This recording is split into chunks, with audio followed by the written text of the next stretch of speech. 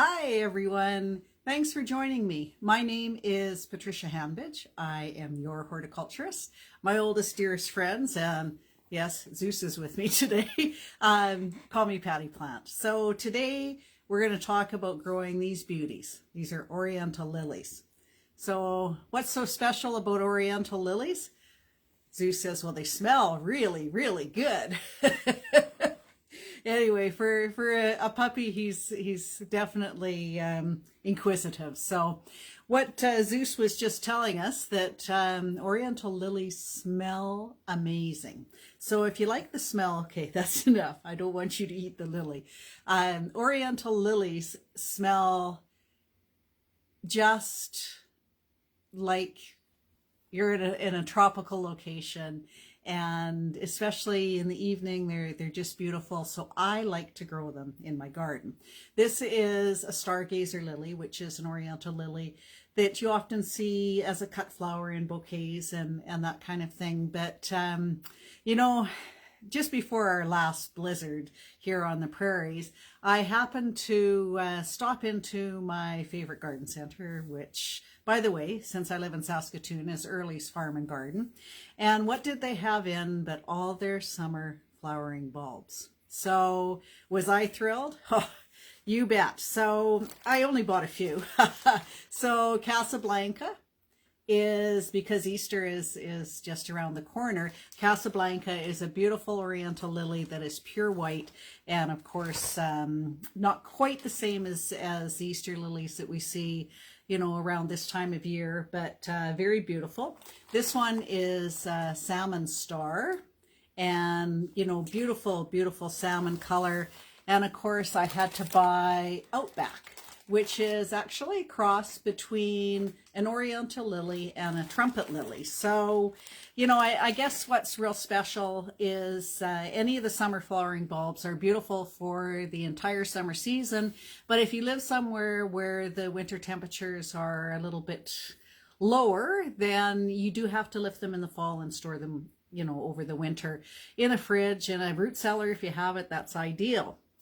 But I just wanted to talk to you just a little bit today, because all the summer flowering bulbs are hitting the shelves in all the stores, and it's really tempting every place you go to, you know, buy them all. But, you know, one of the things that when you're growing bulbs is size really does matter. So here is one of the Casablancas, and look how healthy it is. So beautiful shoot growth. The roots aren't dried out. They come generally from a garden center. They come in a baggie with some soilless media, peat moss, something like that, and some sawdust. And they do have some really tiny perforations on the bag, so you know, they don't dry completely out. But if you get them too moist, of course, what they'll do is rot. So whenever you're growing any kind of bulb, it's important to grow it in a location that is evenly moist, and of course it gets all the nutrition it needs from the bulb. But you don't want them to be planted anywhere where the water's going to sit or, you know, gather if we get some heavy rain or that kind of thing. So Oriental lilies are generally tall, like I think all of these are. Oh, okay. Well, the Salmon Star is a shorty. It's only 30 centimeters or 12 inches high. Well, Casablanca is, I think it's about 4 feet or so. Yeah, 48 inches. And as is the Outback. So I know that I will probably go back to Early's once again and buy a few more bulbs, because they are so beautiful. And in the summertime, it's nice to have that scent. So plant them where they aren't going to get soggy feet, because the bulbs will rot. Remember to lift them in the fall before it gets really cold. It's best if they can die down with, you know, some light fall frosts, but it depends on, you know, what Mother Nature gives us, what we need to do when we're kind of messing around and growing things that are not normally growing in the zone we happen to be living in. So watch out for the red lily beetle if you happen to be in a neighborhood where that little critter hangs around.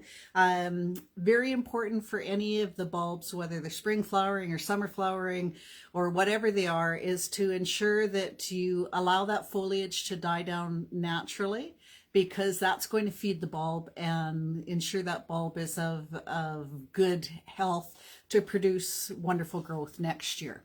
So I like to fertilize any of my plants that are growing in the summertime regularly. I kind of do it all the time, and I use a slow release fertilizer in the pots as well. And most often I'm planting these summer flowering bulbs in containers, just because they're easier to lift. And oh, I don't know. It's kind of where I'm at in my life, as I grow almost everything in containers. So, you know, if you happen to be out and about, the best bet for quality in bulbs is to go to an appropriate garden center or someone that deals in, you know, in plant material. They're all, you know, in all the big box stores and everywhere else, but you don't really know the source of those. These ones are florissa.com, but so they're probably coming from Holland, I don't know. But anyway, if you go to a garden center or someone that deals in plant material, and you're, you know, one of their favorite customers, and of course they're one of your favorite places to go, you build a rapport. And if you have any issues, then not only do they have the knowledge to help you sort them out, but also, you know, they're wanting to keep you as a customer. So it's a, you know, a great thing to do.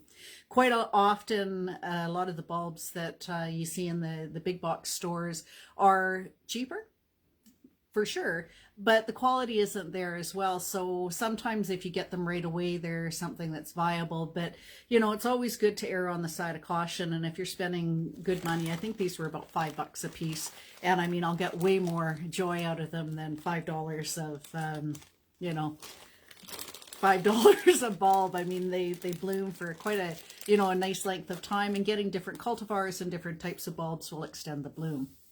So gosh, I don't know what else to tell you about Oriental lilies, other than they're a great thing to grow. And, you know, now is the time when we're tired of winter and we want to get growing green things. And I'm going to pot these up pretty soon. Not quite yet, because I'm kind of surrounded by plant material. And of course, I'm growing all these other things as well. So I'm going to just put these in a cool place for a little while, keep an eye on them so that they don't dry out, and I'll probably get them planted within, this is, gosh, almost the beginning of April, probably within a couple of weeks. So for me, I like to have everything ready to go, and I don't mind being surrounded by plants, obviously. So wherever you are, folks, thank you for joining me. It's always a pleasure to bring some greenness to your lives, and hopefully some knowledge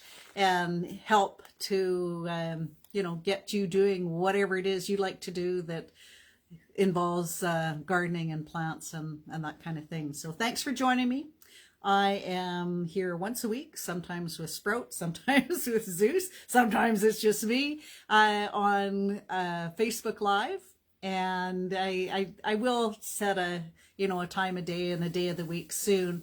But I've been enjoying having a little flexibility in my life. But, you know, you can join me on YouTube, the YouTube channel Grow, and I'll put the link back up on Facebook again, because it's been a while since I've done that. But, you know, you can reach me any time of the day or night with all your questions via YouTube on my YouTube channel Grow. So if you like it, please subscribe, and do take care wherever you are. Stay safe, be happy, and let's get growing, because, you know, growing is a great thing to do. So thanks again for joining me. Talk to you soon. Take care. See you soon with more green things. Bye now.